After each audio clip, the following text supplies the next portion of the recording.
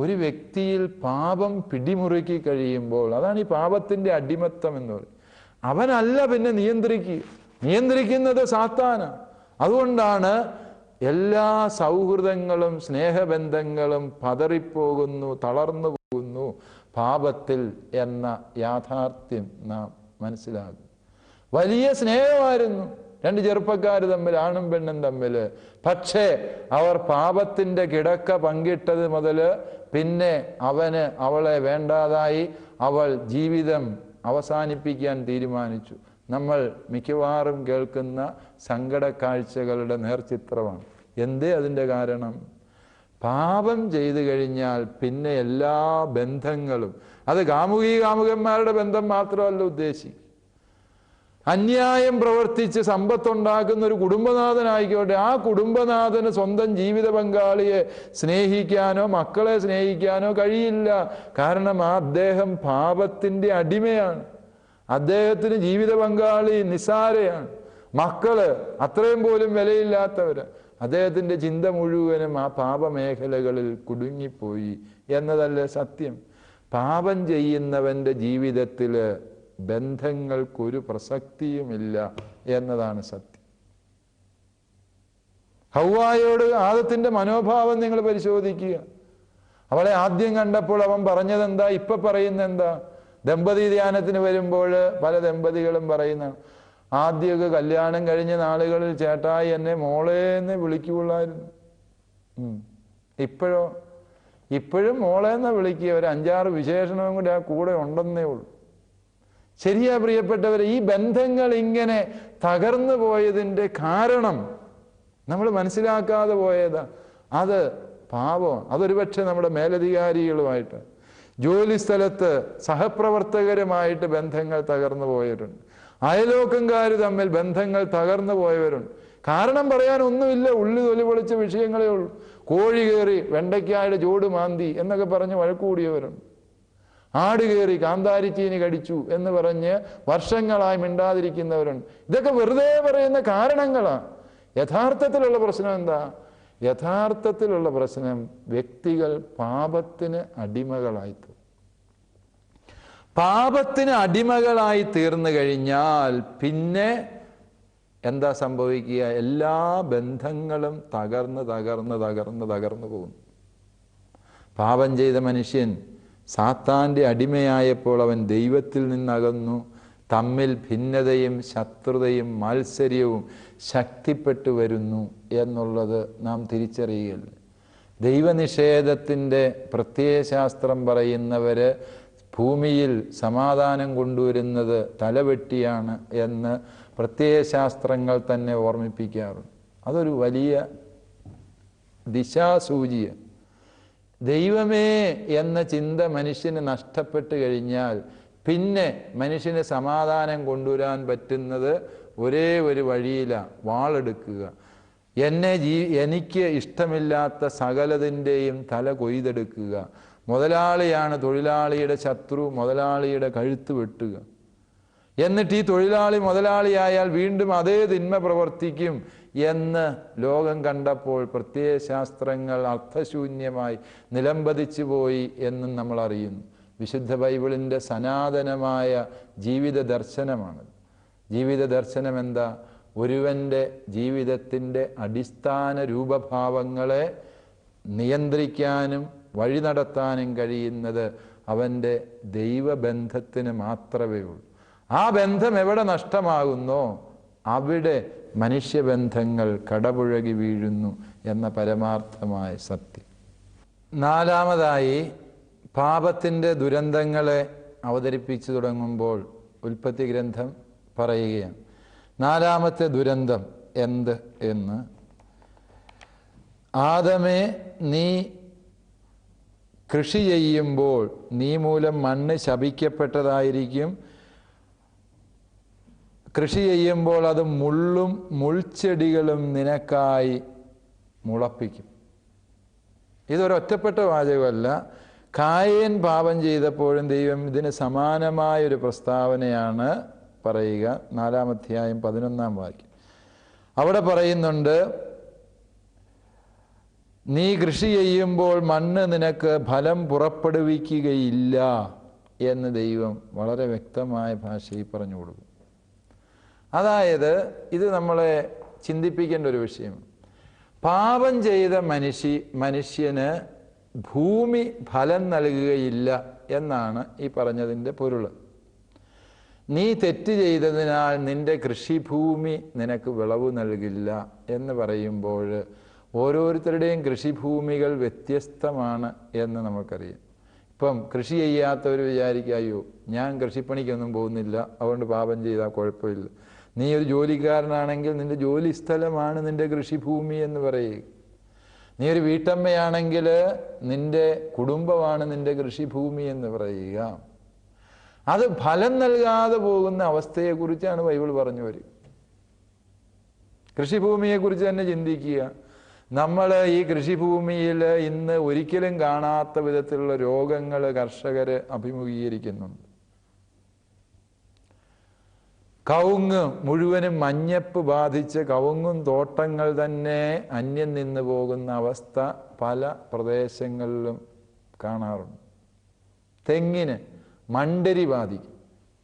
എന്താണ് ഈ മണ്ടരി എന്ന് ചോദിച്ചാൽ കാർഷിക ശാസ്ത്രജ്ഞന്മാർക്ക് പോലും അറിയത്തില്ല. കേന്ദ്ര ഗവൺമെൻറ് കോടിക്കണക്കിന് രൂപ കേരളത്തിൽ മണ്ടരി ബാധയെക്കുറിച്ച് പഠിക്കാനും അതിന് പ്രതിരോധ മാർഗം കണ്ടെത്താനും വേണ്ടി ചെലവഴിച്ചു. ഈ അടുത്ത കാലത്താണ് നമ്മുടെ കാർഷിക ശാസ്ത്രജ്ഞന്മാർ ഗവേഷണം നടത്തി റിപ്പോർട്ട് കൊടുത്തിട്ട് പറഞ്ഞു, മണ്ടരിയല്ലേ, സാരമില്ല, കുറച്ച് കഴിയുമ്പോൾ മാറിക്കോളും എന്നാണ് അവരുടെ നിർദ്ദേശം. എന്ന് പറഞ്ഞാൽ ഇത് എന്നതാണെന്ന് ഒരു പിടുത്തവും ആർക്കും കിട്ടുന്നില്ല. അതായത് ഈ പ്രപഞ്ചത്തിൽ സംഭവിക്കുന്ന വൈരുദ്ധ്യാത്മകമായ ഈ പ്രതിഭാസങ്ങളുടെ ഒന്നും അർത്ഥം വിശദീകരിക്കാൻ കഴിയുന്നില്ല എന്നാണ് ആ പറഞ്ഞതിൻ്റെ പൊരുൾ. മനുഷ്യൻ്റെ ജീവിതത്തിലേക്ക് വന്നാലോ, ചിക്കൻ ഗുനിയ പനി ബാധിച്ചു. എന്താണ് ഈ പനി എന്ന് ചോദിച്ചു കഴിഞ്ഞാൽ നമുക്ക് ഡോക്ടർമാർ പറയും അത് വെറും പനിയാണ്, പാരസെറ്റാമോൾ കഴിച്ച് റെസ്റ്റ് എടുത്താൽ മതി എന്ന്. പക്ഷേ ഈ കണ്ട ഗുളികകളെല്ലാം കഴിച്ചിട്ടും ഒരു മാറ്റവും ഇല്ല. 2 കൊല്ലം വരെയുമായിട്ട് സന്ധിബന്ധങ്ങളിലെ വേദന മാറാതെ നടക്കുന്ന ചിക്കൻ ഗുനിയ ബാധിച്ചവരുണ്ട്, ഇല്ലേ? എന്താണ് ഇതിൻ്റെ പ്രശ്നം എന്ന് ചോദിച്ചാൽ, ഒരു പനി വന്നാൽ ഇത്രയും വലിയ ദുരന്തം എങ്ങനെ ഉണ്ടാവും? ഇതൊന്നും കേട്ടുകേൾവില്ലാത്ത രോഗങ്ങളായിരുന്നല്ലോ മനുഷ്യർ പറയും. ശരിയാണ്. വൈദ്യശാസ്ത്രജ്ഞന്മാർ ഈ മേഖലയിൽ ഗവേഷണം നടത്തിയിട്ട് അവർ പറയുന്ന നമ്മളെ കുത്തുന്ന കൊതുകിൻ്റെയൊക്കെ ഘടന മാറിപ്പോയി, അതുകൊണ്ട് പനിയുടെ ഘടനയും മാറി എന്നൊക്കെ വിശദീകരണം അവർ പറയുമെങ്കിലും ആത്യന്തികമായി ബൈബിൾ ഒരു വലിയ സത്യം പറഞ്ഞു തരിക. അതായത് പാപം എന്നത് ഞാനെന്ന വ്യക്തിയിൽ ഒതുങ്ങി നിൽക്കുന്ന ഒരു യാഥാർത്ഥ്യമല്ല, മറിച്ച് ഓരോ പാപത്തിനും ഒരു പ്രാപഞ്ചികമായ മാനമുണ്ട് എന്നതിൻ്റെ അർത്ഥം. ഓരോ പാപത്തിനും പ്രാപഞ്ചികമായ ഒരു മാനം, എ കോസ്മിക് ഡയമെൻഷൻ, അതുണ്ട് എന്നാണ് വിശുദ്ധ ഗ്രന്ഥം പഠിപ്പിച്ചു തരും. ഇത് കേവലം ഒരു സങ്കല്പമല്ല എന്ന് ശാസ്ത്രം തന്നെ നമ്മളെ പറഞ്ഞ് മനസ്സിലാക്കാറുണ്ട്. എന്താണ് ശാസ്ത്രം പറയുക? മനുഷ്യൻ ഈ ഭൂമിയിലായിരിക്കുന്നവൻ ഈ പ്രപഞ്ചത്തിൽ തെറ്റ് ചെയ്യുമ്പോൾ എന്ന് പറഞ്ഞാൽ ഈ പ്രപഞ്ചത്തിൻ്റെ സ്വാഭാവികമായ ആവാസ വ്യവസ്ഥിതിക്ക് വിരുദ്ധമായ ജീവിത ശൈലികൾ അനുവർത്തിച്ചപ്പോൾ എന്ന് പറഞ്ഞാൽ കുറേ റെഫ്രിജറേറ്ററുകൾ, എയർ കണ്ടീഷണറുകൾ ഒക്കെ ക്രമാതീതമായി ഉപയോഗിച്ചു തുടങ്ങിയപ്പോൾ എന്ത് സംഭവിച്ചു? അവിടെ നിന്ന് ഉയർന്ന ക്ലോറോ ഫ്ലൂറോ കാർബണുകൾ അന്തരീക്ഷത്തിൻ്റെ മേലാപ്പിലുള്ള ഓസോൺ പാളിയിൽ വിള്ളലുണ്ടാക്കിയെന്നും ആ വിള്ളൽ മൂലമുള്ള അൾട്രാവയലറ്റ് കിരണങ്ങൾ ഭൂമിയിൽ പ്രവേശിച്ച് ഭൂമിയുടെ ചൂട് വർദ്ധിപ്പിച്ചു, ആഗോള താപനം, ഗ്ലോബൽ വാർമിങ്ങിന് കാരണമായി എന്നൊക്കെ ശാസ്ത്രം പറയുന്നില്ലേ? എന്താ അതിൻ്റെ പൊരുള്? അതായത് നമ്മൾ ഇവിടെ ഒരു കുറച്ച് റെഫ്രിജറേറ്റർ ഉപയോഗിച്ചെന്നുള്ളതോ ഒരു AC-ക്കകത്ത് ഇരുന്നു എന്നുള്ളതോ എന്താണ്? അത് ഈ പ്രപഞ്ചത്തെ മുഴുവനും സങ്കീർണമായും സാരമായും ബാധിക്കുന്ന ഒരു വിഷയമാണ് എന്ന് ശാസ്ത്രം പറഞ്ഞു തുടങ്ങുമ്പോൾ പ്രിയപ്പെട്ടവരെ, ബൈബിളിൻ്റെ കാഴ്ചപ്പാട് തന്നെയാണ്. ബൈബിൾ എന്താ പറയുക? ഞാനെന്ന ഒരു വ്യക്തി ഈ ഭൂമിയിൽ ചെയ്ത ഒരു തെറ്റ് അത് എന്നിൽ ഒതുങ്ങി നിൽക്കുന്നില്ല. നിശ്ചലമായൊരു തടാകത്തിലേക്ക് ഒരു കല്ല് വലിച്ചെറിഞ്ഞാൽ ആ കല്ല് വീണ ഭാഗത്ത് മാത്രമല്ല അതിൻ്റെ അനുരണനങ്ങളുള്ളത്, മറിച്ച് ആ കല്ല് സൃഷ്ടിച്ച പ്രകമ്പനങ്ങൾ ആ തടാകത്തിൽ ഉടനീളം ബാധിക്കുന്നതായിട്ട്, സംക്രമണം ചെയ്യപ്പെടുന്നതായിട്ട് നമുക്ക് അനുഭവസ്ഥമാണ്. എന്നതുപോലെ ഒരു വ്യക്തിയുടെ പാപം ആ വ്യക്തിയിൽ ഒതുങ്ങി നിൽക്കുന്നില്ല, മറിച്ച് ആ വ്യക്തി ഉൾപ്പെടുന്ന പ്രപഞ്ചത്തെ ആ പാപം ദോഷകരമായി ബാധിക്കുന്നു എന്നതാണ്. ഇത് തലമുറകളുടെ ശാപം എന്നൊക്കെ പറയുന്ന ആശയമല്ല, അത് വേറെയാണ്. തലമുറകൾ, ഒരു വ്യക്തിയുടെ പാപം അടുത്ത തലമുറയിൽ പോയി അടുത്ത തലമുറയെ നശിപ്പിക്കും എന്നൊക്കെ പറയുന്നത് തെറ്റായ കാഴ്ചപ്പാട്. അതേക്കുറിച്ച് പിന്നീട് ഒരു അവസരത്തിൽ നമ്മൾ സംസാരിക്കുന്നു. പക്ഷെ ഇവിടെ പറയുന്നത് പാപം എന്ന യാഥാർത്ഥ്യത്തിന് ഒരു പ്രാപഞ്ചിക മാനമുണ്ട്. ഞാനൊരു പക്ഷേ മുറിയിൽ രഹസ്യമായി ചെയ്ത ഒരു തിന്മയാകാം, പക്ഷേ അത് ഞാനെന്ന വ്യക്തിയുടെ പ്രപഞ്ചത്തെ സ്വാധീനിക്കുന്നു. എന്ന് പറഞ്ഞാൽ ഞാനെന്ന വ്യക്തി ഉൾപ്പെടുന്ന സകല പ്രവർത്തന മേഖലകളെയും ഈ പാപത്തിൻ്റെ ദുരന്ത ഫലങ്ങൾ വേട്ടയാടും എന്ന് തന്നെയാണ് അതിൻ്റെ അർത്ഥം.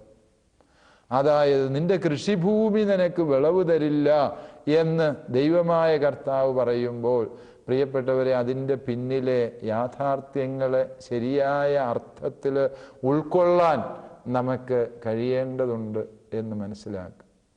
അതുകൊണ്ട് പാപം എന്നതൊരൊറ്റപ്പെട്ട യാഥാർത്ഥ്യമല്ല. പാപം ചെയ്തു കഴിഞ്ഞിട്ട് ഒന്നും സംഭവിച്ചിട്ടില്ല എന്ന മട്ടിൽ പൊടിയും തട്ടി ആർക്കും പോകാനും പറ്റില്ല. കാരണം പാപം മനുഷ്യനെ അടിമയാക്കി, ദൈവത്തിൽ നിന്നകറ്റി, മനുഷ്യൻ്റെ സമൂഹ ജീവിതം അസാധ്യമാക്കി തീർത്തു എന്ന് മാത്രമല്ല, അവൻ്റെ സകല പ്രവർത്തന മേഖലകളും ഫലശൂന്യമാക്കി മാറ്റിക്കളയുകയും ചെയ്യുന്നു. എത്ര അധ്വാനിച്ചിട്ടും ഒരു മേൽഗതിയുമില്ലാതെ വരുന്ന അനുഭവങ്ങൾ ഉണ്ടാകുമ്പോൾ ഒരാത്മശോധന നല്ലതാണ്. ഞാൻ ദൈവത്തിൻ്റെ മാർഗം വെടിഞ്ഞ് ജീവിക്കുന്നുണ്ടോ എന്നൊരു ചിന്ത. ആഹാരത്തിന് വേണ്ടി ഒരുവൻ പണിപ്പെടുമ്പോൾ നേരത്തെ ഉണരുന്നത് കൊണ്ടോ താമസിച്ചുറങ്ങുന്നത് കൊണ്ടോ മാത്രം ഫലമില്ല എന്ന് വചനം പഠിപ്പിക്കുന്നത് കൊണ്ടാണ്. 127-ാം സങ്കീർത്തനം വളരെ പ്രസിദ്ധമല്ലേ? കർത്താവ് ഭവനം പണിയുന്നില്ല എങ്കിൽ പണിക്കാർ അധ്വാനിക്കുന്നത് വെറുതെ. നമ്മുടെ ജീവിതത്തിൻ്റെ ഒരുപാട് മേഖലകളിൽ അധ്വാനങ്ങൾ പാഴായി പോകുന്നത് നാം അറിയുന്നെങ്കിൽ, പ്രിയപ്പെട്ടവരെ, ഒരു ആത്മശോധന ഗൗരവമായി നടത്താൻ സമയമായി എന്നർത്ഥം. പാഴായി പോകുന്ന ഈ അധ്വാനങ്ങൾ ഒരിടത്തും ഒന്ന് ഉറച്ചു നിൽക്കാൻ പറ്റുന്നില്ല. ഒരു കച്ചവടം തുടങ്ങി, അത് 8 നിലയിൽ പൊട്ടി. കൂടുതൽ വർദ്ധിത വീര്യത്തോടെ നമ്മൾ കൂടുതൽ ഇൻവെസ്റ്റ് ചെയ്ത് മുതൽ മുടക്കി പുതിയൊരു പ്രസ്ഥാനം തുടങ്ങി, അത് അതിനേക്കാളും ദയനീയമായി പൊളിഞ്ഞു പോകും. തകർച്ചയിലേക്ക് വ്യക്തികളുടെ ജീവിതം മുന്നോട്ട് പോകുന്നത് പലപ്പോഴും നാം കാണും. ഒരു സ്ഥലത്ത് ഒരു ജോലി കിട്ടി, അതൊന്ന് ഗതി പിടിക്കുന്നതിന് മുമ്പ് അടുത്തടത്തേക്ക് പോയി, അവിടെ പച്ച പിടിക്കുന്നില്ല. ഇങ്ങനെ ജീവിതം വഴിമാറി ഒഴുകുന്ന അവസ്ഥകൾ പലപ്പോഴും നമ്മൾ കണ്ടുമുട്ടുന്നു. ചിലർക്ക് ഒരിടത്തും സ്ഥിരമായി താമസിക്കാൻ പറ്റുന്നു. ഇതെല്ലാം പാപം മൂലമാണ് എന്ന് ഞാൻ പറഞ്ഞതിന് അർത്ഥമില്ല. പക്ഷെ ഇങ്ങനെ മേൽഗതികളില്ലാത്ത അനുഭവങ്ങൾ, ഈ തകർച്ചയുടെ അനുഭവങ്ങൾ ആവർത്തിക്കപ്പെടുമ്പോൾ ഒരു ആത്മശോധന നല്ലതാണ് എന്നാണ് ഈ വിശുദ്ധ ബൈബിൾ തരുന്ന സന്ദേശം. നീ തെറ്റ് ചെയ്തതിനാൽ കൃഷിഭൂമി നിനക്ക് വിളവ് തരില്ല എന്ന് ദൈവമായ കർത്താവ് മുന്നറിയിപ്പ് നൽകുമ്പോൾ അത് കേവലം ആനുഷംഗികമായി പറഞ്ഞ, യാദൃച്ഛികമായി അരുളി ചെയ്യപ്പെട്ട ഒരു വാക്ക് എന്നല്ല എന്ന് കായേൻ്റെ കഥയിലും ദൈവം വെളിപ്പെടുത്തുന്നതിനെ ഓർത്തു വയ്ക്കുക. അതുകൊണ്ട് പാപം നമ്മളെ നശിപ്പിക്കുന്നു. ഇതിൽ നിന്ന് രക്ഷപ്പെടാൻ നമുക്ക് സ്വയമേവ സാധിക്കില്ല എന്നതുകൊണ്ട് പാപത്തിൽ നിന്ന് രക്ഷപ്പെടാൻ ഒരേ ഒരു വഴിയേ ഉള്ളൂ, എൻ്റെ ദൈവമേ എന്ന് വിളിച്ച് കരയുക. കാരണം നാം അകപ്പെട്ടിരിക്കുന്ന പടുകുഴിയുടെ ആഴം അത്ര ഭയാനകമാണ് എന്നത്. ഈ കുഴിയിൽ നിന്ന് രക്ഷപ്പെടാൻ ദൈവമേ എന്ന് ഉന്നതങ്ങളിലേക്ക് നോക്കിയ വിളിക്ക് മാത്രമേ സാധിക്കുകയുള്ളൂ. എൻ്റെ ദൈവമേ എന്നോട് കരുണ തോന്നണേ. അങ്ങനെ കരഞ്ഞു ദാവീദ് പ്രാർത്ഥിച്ചില്ല.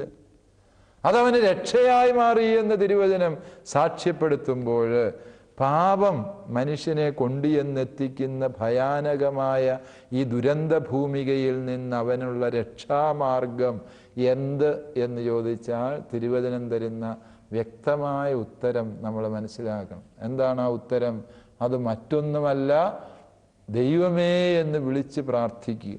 അതാണ് ഉൽപ്പത്തി ഗ്രന്ഥത്തിൻ്റെ തൊട്ടടുത്ത വാക്യങ്ങൾ നമ്മളെ ഓർമ്മിപ്പിക്കുക. കായേൻ്റെ പാപകഥയാണ്. സമയപരിമിതി മൂലം ഞാൻ അതിനെ ദീർഘമായി വിശദീകരിക്കുന്നില്ല. മറിച്ച് കായേൻ പാപം ചെയ്തു. ദൈവം അവനോട് പറഞ്ഞു, നീ തെറ്റ് ചെയ്തവനാണ്, കൃഷിഭൂമി നിനക്ക് വിളവ് തരില്ല. ദൈവം വ്യക്തമായി പറഞ്ഞു. പാപിയോട് ദൈവത്തിന് എതിർപ്പല്ല, അവനോട് ദൈവത്തിന് കരുണയാണുള്ളൂ. പാപിയായ മനുഷ്യനെ ദൈവം ദേഷ്യത്തോടെ നോക്കുന്ന ഒരേ ഒരു സന്ദർഭമേ ഉള്ളൂ. ബൈബിളിൽ നിങ്ങൾ നോക്കുക, ദൈവം കായേനോട് കോപിച്ചിട്ടുണ്ട്. ദൈവം ചോദിക്കാൻ വന്നു, കായേനെ നിന്റെ സഹോദരൻ ആബേൽ എവിടെ എന്ന് പാപിയായ കായേനോട് ദൈവം ചോദിക്കാൻ വന്നു. കായേൻ സിനിമാക്കാരുടെ ഡയലോഗ് പോലെ മറുപടി പറഞ്ഞു, ഞാനാണോ എൻ്റെ സഹോദരൻ്റെ കാവൽക്കാരൻ? നല്ല പഞ്ചുള്ള ഡയലോഗാണ്, ഒന്നാം തരം ഡയലോഗ്. ദൈവം ഞെട്ടിപ്പോയി എന്ന് അവൻ വിചാരിച്ചിട്ടുണ്ട്. തമ്പുരാൻ ഊറിച്ചിരിച്ചിട്ടുണ്ട്. വിഡ്ഢിയായ മനുഷ്യ, നീ ആരോടായി പ്രതിരോധിക്കുക? ദൈവം അടിസ്ഥാനപരമായി ചോദിക്കുന്ന 2 ചോദ്യങ്ങളേ ഉള്ളൂ എന്ന് അസ്തിത്വ ചിന്തകർ പറയുന്നത് ഇതാണ്. ബൈബിളിലുണ്ട് 2 ചോദ്യം. ഒന്ന് ദൈവം കായേനോട് ചോദിച്ചതാ, കായേനെ. ഒന്ന് ദൈവം ആദത്തോടാ ചോദിച്ചു. ആദ്യത്തെ ചോദ്യം, ആദമേ നീ എവിടെയാണ്? നമ്മൾ ധ്യാനിച്ചതാണ് ആ വിഷയം. ഇവിടെ വീണ്ടും ദൈവം 2ാമത്തെ അസ്തിത്വപരമായ ചോദ്യം ചോദിക്കുന്നു, നിന്റെ സഹോദരൻ എവിടെ? നീ എവിടെ? നിന്റെ സഹോദരൻ എവിടെ? എന്നീ ചോദ്യങ്ങൾക്കിടയിലാണ് ദൈവം ധാർമ്മികതയുടെ അതിരുകൾ അടയാളപ്പെടുത്തുന്നത് എന്നത് നാം മനസ്സിലാക്കിയിരിക്കും. നീ എവിടെയാ? നിന്റെ സഹോദരൻ എവിടെയാ? ഈ ചോദ്യം കായേൻ ദൈവത്തിൻ്റെ മുമ്പിൽ അഭിനയിക്കാനാണ്. ഞാനാണോ എൻ്റെ സഹോദരൻ്റെ കാവൽക്കാരൻ? വിറകുമുട്ടിക്ക് അടിച്ച് കൊന്നത് അവൻ തന്നെ. അവൻ്റെ കൈകൊണ്ടുള്ള അടിയേറ്റ് പിടഞ്ഞു വീഴുന്ന ആബേലിൻ്റെ ദീനരോധനം കേട്ടാണ് ദൈവം ഇറങ്ങി വന്നത്. പക്ഷേ എന്നിട്ടും അവൻ ദൈവത്തിനു മുമ്പിൽ പ്രതിരോധിക്കാനാണ് ശ്രമിച്ചത്. അപ്പോൾ ദൈവം കോപിഷ്ഠനായി എന്നത് സത്യം. ദൈവം പറഞ്ഞു, കായേനെ നീ ആരോടായി കളിക്കുക? ദൈവം എങ്ങനെയാ വിധിച്ചതെന്ന് നിങ്ങൾ നോക്കിയേ. അടുത്ത വാചകം എന്താണ്? ദൈവം പറഞ്ഞു, നിന്റെ സഹോദരന്റെ രക്തം കുടിക്കാൻ വാവിളർന്ന ഭൂമിയിൽ നീ ശപിക്കപ്പെട്ടവൻ. അതായത് ദൈവം വിധി പറയാൻ 2 സാക്ഷികളെ പഴയ നിയമത്തിൽ ഉപയോഗിക്കുന്നു. ആകാശത്തെയും ഭൂമിയെയും. മനുഷ്യൻ ചെയ്ത എല്ലാ തെറ്റിനും സാക്ഷികൾ ആകാശവും ഭൂമിയുമാണ്. അതുകൊണ്ട് ദൈവം പറയുന്ന, ആകാശമേ വരിക, ഭൂമിയെ എനിക്ക് ചെവി തരിക, ഞാൻ എൻ്റെ ജനത്തെ വിധിക്കാൻ പോകുന്നു. ദൈവം എല്ലാം കണ്ടു കഴിഞ്ഞു എന്നതിൻ്റെ അർത്ഥം. പാപം ചെയ്ത മനുഷ്യൻ ആ പാപത്തെ മറച്ചു വെച്ച് മാന്യനാകാൻ ശ്രമിച്ചപ്പോഴാണ് പാപം മനുഷ്യ ജീവിതത്തിൽ ദുരന്തകരമായി തീർന്നത് എന്ന സത്യം നമ്മൾ ഓർക്കണം. പാപം ചെയ്ത മനുഷ്യൻ, ഒരിക്കൽ കൂടി ഞാൻ പറയുന്നു, പാപം ചെയ്തതുകൊണ്ട് മാത്രം ബൈബിളിൽ മനുഷ്യർ നശിച്ചു പോയിട്ടില്ല. പക്ഷേ പാപം ചെയ്ത മനുഷ്യൻ ഞാൻ പാപമൊന്നും ചെയ്തിട്ടില്ല എന്ന് പറഞ്ഞ് സ്വയം മാന്യനാകാൻ ശ്രമിക്കുമ്പോൾ ദൈവം രോഷാകുലനായി രംഗത്ത് വരുന്നു. കായേന്റെ മുമ്പിൽ ദൈവം രോഷത്തോടെ വന്നു. കായേനോട് ദൈവം പറഞ്ഞു, കായേനെ നീ പരിധി വിട്ടുപോയി. നീ നിന്റെ സഹോദരൻ്റെ രക്തം കുടിക്കാൻ ഭൂമിക്ക് നൽകി. അതുകൊണ്ട് നീ ഭൂമിയിൽ ഉഴറി നടക്കും. കാണുന്നവരെല്ലാം നിനക്കെതിരായി തിരിയും. കായേൻ ഏങ്ങലടിച്ച് കരഞ്ഞു. ഏങ്ങലടിച്ചവൻ കരഞ്ഞു പറഞ്ഞു, എൻ്റെ ദൈവമേ, എനിക്ക് വഹിക്കാവുന്നതിലും വലുതാണ് ഈ ശിക്ഷ. ദൈവം എന്തു ചെയ്തു? ദൈവമായ കർത്താവ് കായേനെ വിളിച്ച് തൻ്റെ അടുത്ത് ചേർത്ത് നിർത്തി. അവൻ്റെ നെറ്റിമേൽ അവിടുന്ന് തൻ്റെ മുദ്ര പതിച്ചു. മുദ്ര പതിച്ചു എന്ന് പറഞ്ഞാൽ എന്താ? 15-ാം വാക്യമാണ്. 4-ാം അധ്യായം 15-ാം വാക്യം. ആരും കായേനെ കൊല്ലാതിരിക്കാൻ കർത്താവ് അവൻ്റെ മേൽ ഒരു അടയാളം പതിച്ചു. അടയാളം പതിച്ചു എന്ന് പറഞ്ഞാൽ അതിൻ്റെ അർത്ഥം എന്താണ്? മുദ്ര പതിച്ചു, അടയാളം പതിച്ചു എന്ന് പറഞ്ഞാൽ അതിൻ്റെ അർത്ഥം അത് സ്വന്തമാക്കി എന്നാണ്. ഈ ബൈബിളിൽ ഈ ഡിവൈൻ്റെ സീലുണ്ടാകും. അതുണ്ടെങ്കിൽ അതിൻ്റെ അർത്ഥം എന്താ? ഈ ബൈബിള് ഈ ധ്യാന കേന്ദ്രത്തിൻ്റെ ബൈബിളാണ് എന്നാണ് അർത്ഥം. എന്നതുപോലെ മുദ്ര പതിക്കുക എന്നത് സ്വന്തമാക്കുക, അവകാശമാക്കുക എന്നതിൻ്റെ തെളിവാണ്. മുദ്ര പതിക്കുക എന്ന് പറയുന്നത് സ്വന്തമാക്കിയതിൻ്റെ തെളിവാണെങ്കിൽ ദൈവം ഈ ഭൂമിയിൽ സ്വന്തമാക്കിയ ആദ്യത്തെ മനുഷ്യനാര് എന്ന് ചോദിച്ചാൽ കായേന. ആ കായേൻ ആരാണ്? ഈ ഭൂമിയിലെ ആദ്യത്തെ കൊലപാതകി. അപ്പോൾ ദൈവം സ്വന്തമാക്കിയ ഭൂമിയിലെ ആദ്യത്തെ മനുഷ്യൻ ആദ്യത്തെ കൊലപാതകിയാണ് എങ്കിൽ പ്രിയപ്പെട്ടവരെ, പാപമല്ല മനുഷ്യജീവിതത്തിലെ അവസാന വാക്ക് പറയുന്നത്, ദൈവമാണ് എന്ന സത്യം. ആ ദൈവത്തിന് അവസാന വാക്ക് പറയാൻ അവസരം കൊടുക്കുന്നത് എങ്ങനെയാ? എൻ്റെ ദൈവമേ, എനിക്ക് തെറ്റിപ്പോയി എന്ന് ഏതൊരുവൻ ഹൃദയപരമാർത്ഥതയോടെ ദൈവത്തെ വിളിക്കുന്നുവോ അപ്പോൾ മുതൽ അവൻ്റെ ജീവിതം ദൈവകരങ്ങളിൽ സുരക്ഷിതമാവും. ദൈവം കായേൻ്റെ മേൽ പതിച്ച ഈ മുദ്ര ഓരോ കുംഭസാരത്തിലും നമുക്ക് ലഭിക്കുന്ന പാപമോചനത്തിൻ്റെ വരപ്രസാദ മുദ്ര തന്നെ. കുംഭസാരത്തിൽ ദൈവമായ കർത്താവ് വ്യക്തിക്ക് കൊടുക്കുന്ന മുദ്ര തന്നെയാ ദൈവം കായേൻ്റെ മേൽ പതിച്ച ഈ മുദ്ര. കായേൻ കണ്ണുനീരോടെ ദൈവസന്നിധിയിൽ കരുണയ്ക്ക് വേണ്ടി അപേക്ഷിച്ചപ്പോൾ അവൻ്റെ പാപം ദൈവം ക്ഷമിച്ചു. ഒരു വ്യക്തിയുടെ സർവനാശവും രക്ഷയും തമ്മിലുള്ള അകലം വളരെ നേർത്തതാണ്. സർവനാശത്തിൽ നിന്ന് രക്ഷയിലേക്കുള്ള അകലം ഒരു തുള്ളി കണ്ണുനീരിൻ്റെ അകലം മാത്രമാണ് എന്ന് തിരിച്ചറിയുക. ഏതൊരുവൻ സ്വന്തം പാപത്തെ ഓർത്ത് എൻ്റെ ദൈവമേ എനിക്ക് തെറ്റിപ്പോയി എന്ന് കണ്ണുനീരോടെ വിളിക്കുന്നുവോ ആ നിമിഷം രക്ഷയുടെ വരപ്രസാദത്തിൻ്റെ നിറവത്രയും നൽകി ദൈവം അവനെ സ്വന്തമാക്കുന്നു. പിതാവേ, സ്വർഗത്തിനെതിരായും അങ്ങേക്കെതിരായും ഞാൻ പാപം ചെയ്തു പോയി എന്ന ഒരൊറ്റ വാക്കിൽ ധൂർത്തപുത്രന് നഷ്ടമായതെല്ലാം തിരികെ ലഭിക്കുന്നു എന്ന് ക്രിസ്തുനാഥൻ പറയുമ്പോൾ പ്രിയപ്പെട്ടവരെ, പാപം അല്ല മനുഷ്യനെ നശിപ്പിക്കുന്നത്, മറിച്ച് പാപത്തെ ഏറ്റുപറയാനുള്ള മനസ്സില്ലായ്മയാണ് ആത്യന്തികമായി മനുഷ്യൻ്റെ നാശത്തിന് കാരണം. പാപം ചെയ്തതുകൊണ്ട് മനുഷ്യൻ നശിച്ചിട്ടില്ല. നിങ്ങളെന്നെ തെറ്റിദ്ധരിക്കരുത്. പാപം ചെയ്തതുകൊണ്ടല്ല മനുഷ്യൻ നശിച്ചത്, മറിച്ച് മനുഷ്യൻ നശിക്കുന്നത് സ്വന്തം പാപത്തെ തിരുമുമ്പിൽ ഏറ്റുപറയാനുള്ള, തിരുത്താനുള്ള മനസ്സില്ലാതെ വരുമ്പോഴാണ്. പാപം ചെയ്തവൻ എന്നിൽ കുഴപ്പമൊന്നുമില്ല എന്ന മട്ടിൽ അഭിമാനം കാണിച്ച് നടക്കാൻ തുടങ്ങിയപ്പോൾ ദൈവം കോപിഷ്ഠനാകുന്നു. ദാവീദിന്റെ ജീവിതത്തിൽ സംഭവിക്കുന്നതല്ലേ? ദാവീദ് ഭംഗിയായി നാടകം കളിക്കുക. സകലമാന മനുഷ്യരുടെ മുമ്പിൽ ദാവീദ് തന്ത്രപരമായി നാടകം അഭിനയിച്ചു. എന്താണ് ദാവീദ് ചെയ്തത് എന്ന് നമുക്കറിയാം. ബത്ശേബ എന്ന് പറഞ്ഞ സ്ത്രീയോട് അവന് തോന്നിയ മോഹം അതവനെ പാപത്തിന് പ്രേരിപ്പിച്ചു. വ്യഭിചാരം എന്ന തിന്മ സംഭവിച്ചു. ഈ വ്യഭിചാരം എന്ന തിന്മ മറയ്ക്കാൻ വേണ്ടി അവൻ ചെയ്തത് എന്താ? അവളുടെ ഭർത്താവായ ഉറിയായ യുദ്ധമുന്നണിയിൽ വെച്ച് വിദഗ്ധമായി തന്ത്രപൂർവം കൊന്നുകളഞ്ഞു. ഇവന്റെ മരണവാർത്ത ജെറുസലേത്തെത്തിയപ്പോൾ ദാവീദ് രാജസഭ വിളിച്ചുകൂട്ടി വസ്ത്രം വലിച്ചു കീറി ആളുകളോട് സങ്കടം പറയാൻ തുടങ്ങി. ഇസ്രായേലിൻ്റെ അഭിമാനം രക്ഷിക്കാൻ ഒരു ധീരദേശാഭിമാനി വീരമൃത്യു വരിച്ചിരിക്കുന്നു. നാം ഇനി എന്തു ചെയ്യും?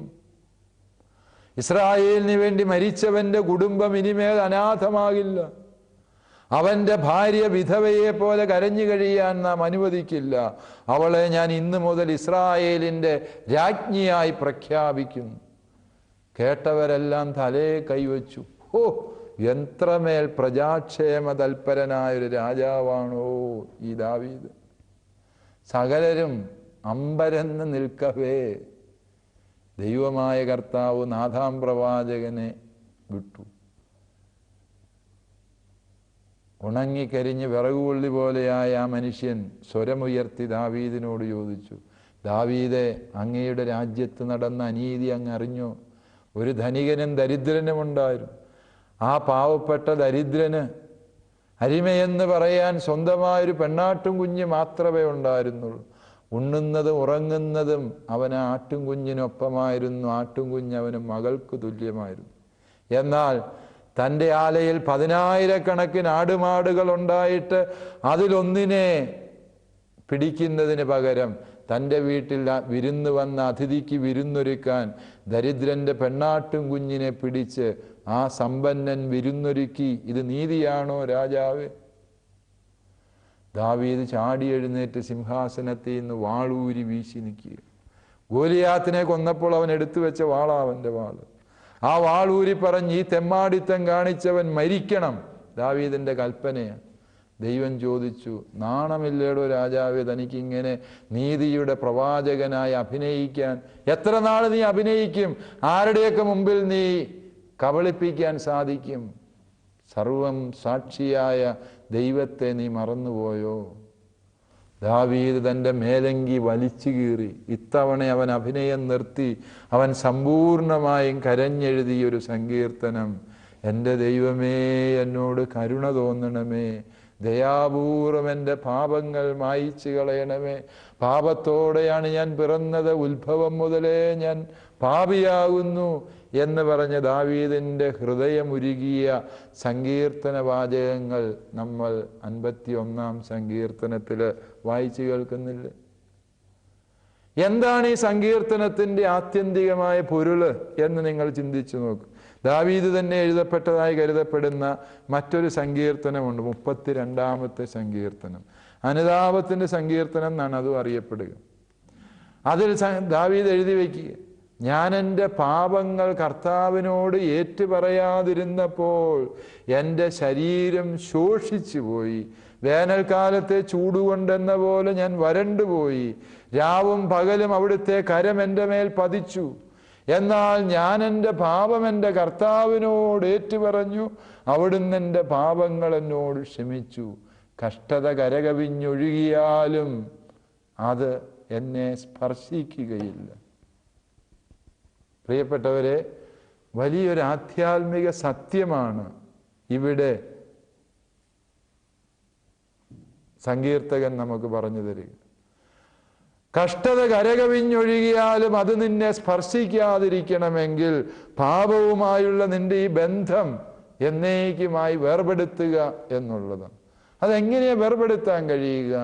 അതിന് എൻ്റെ ദൈവമേ എന്ന് വിളിച്ചു കരയാൻ, പാപം എൻ്റെ ജീവിതത്തിൽ തീർത്ത ഭയാനകമായ ദുരന്തങ്ങൾ ഏവയെന്ന് തിരിച്ചറിഞ്ഞ് രക്ഷയ്ക്ക് വേണ്ടി എൻ്റെ ദൈവമേ എന്ന് വിളിക്കാനുള്ള മനസ്സ് ഏതൊരു വ്യക്തി ആർജിക്കുന്നുവോ ആ വ്യക്തിയുടെ ജീവിതത്തിൽ പാപം ഇനിമേൽ ഭരണം നടത്തില്ല എന്നതാണ് ക്രിസ്തുനാഥൻ ഈ തിരുവചനങ്ങളിലൂടെ നമ്മളെ പഠിപ്പിക്കാൻ ആഗ്രഹിക്കുന്ന ആത്യന്തികമായ സത്യം എന്ന് നാം തിരിച്ചറിയും. ഈ ഒരു ആധ്യാത്മിക യാഥാർത്ഥ്യത്തെ, അതായത് പാപത്തെ വിട്ടുപേക്ഷിക്കാൻ ഏതൊരു വ്യക്തി തീരുമാനമെടുക്കുന്നുവോ ആ വ്യക്തിയുടെ ജീവിതത്തെ ദൈവം എന്നേക്കുമായി രക്ഷിക്കും. പാപം ഏറ്റുപറഞ്ഞ വ്യക്തിയെ, ദൈവത്തിൻ്റെ കരുണയ്ക്ക് വേണ്ടി തൻ്റെ പാപത്തെ സമർപ്പിച്ച വ്യക്തിയെ ദൈവം പാപമില്ലാത്തവനായി പരിഗണിക്കുന്നു എന്നതാണ് സത്യം. ആഗസ്തീനോസ് പുണ്യാളൻ പാപം ചെയ്യും. പക്ഷെ എന്താണ്? പാപം ചെയ്തിട്ടും ആഗസ്തീനോസ് പുണ്യാളനെ ദൈവം പാപമേറ്റു പറഞ്ഞ് കരഞ്ഞപ്പോൾ ആഗസ്തീനോസിനെ ദൈവം വിളിച്ചു, വിശുദ്ധീകരിച്ചു, വൈദികനാക്കി, മെത്രാനാക്കി, സഭയുടെ വേദപാരംഗതനാക്കി. ഒരു പാപവും ചെയ്യാത്തവൻ്റെ സ്ഥാനം ദൈവം ആഗസ്തീനോസ് പുണ്യവാളിന് നൽകി എന്ന് പറയുമ്പോൾ പാപം ഏറ്റുപറയുന്ന വ്യക്തിയെ പാപമില്ലാത്തവനായി ദൈവം പരിഗണിക്കുന്നു. പാപമില്ലാത്ത അവസ്ഥയിൽ എനിക്ക് ലഭ്യമായിരുന്ന വരപ്രസാദം അത്രയും അതിൻ്റെ സമ്പൂർണതയിൽ ദൈവം എനിക്ക് തരുന്നു എന്നാണ് ആ പറഞ്ഞതിൻ്റെ പൊരുള് എന്ന് നാം തിരിച്ചറിയുക. നമുക്ക് പ്രാർത്ഥിക്കാം. കർത്താവും ജീവദാതാവുമായ ഈശോയെ, ഞങ്ങൾ അറിയുന്നു ഞങ്ങളുടെ പാപം എത്രമേൽ ഭയാനകവും ദുരന്തകരവുമാണ് എന്ന്. ഞങ്ങളുടെ ജീവിതത്തിൻ്റെ സമസ്ത മേഖലകളെയും പാപം ദുരന്തകരമായി ബാധിക്കുന്നു എന്ന് ഞങ്ങൾ അറിയുന്നു. പാപത്തിൻ്റെ ഈ ദുരന്ത മേഖലകളെ എന്നേക്കുമായി ഇല്ലാതാക്കാൻ ദൈവം ഞങ്ങൾക്ക് തന്ന നിത്യസമ്മാനമാണ് പാപം നീക്കിയ ദൈവകുഞ്ഞാടായ ഈശോയെ അങ്ങ് എന്ന് ഞങ്ങൾ ഏറ്റുപറയുന്നു. കർത്താവെ, ആ തിരിച്ചോരയാൽ ഞങ്ങളുടെ പാപങ്ങളെ കഴുകി വിശുദ്ധീകരിക്കാൻ ഞങ്ങൾക്കും സകല പാപികൾക്കും അവിടുന്ന് വരം തരയണമേ.